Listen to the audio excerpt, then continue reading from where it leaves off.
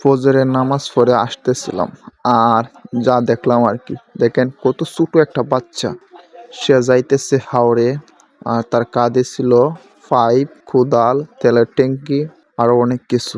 যাই হোক, দেখেন গাইস, এটা হচ্ছে গ্রামীণ জীবন।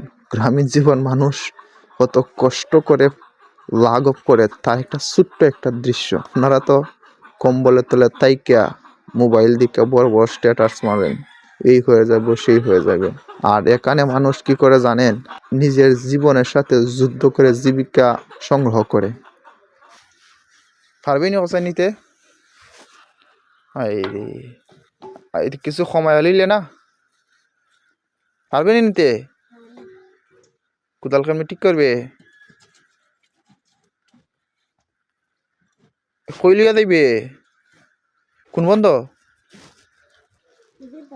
হ্যাঁ, কে দাঁড়ো? পশ্চিম পাড়া? এবারে তুই আসতে পারস না বেড়া।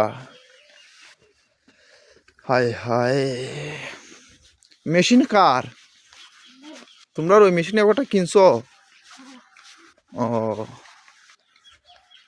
তো শীত করে না? এই, তোর শীত করে না নি রে? আহ,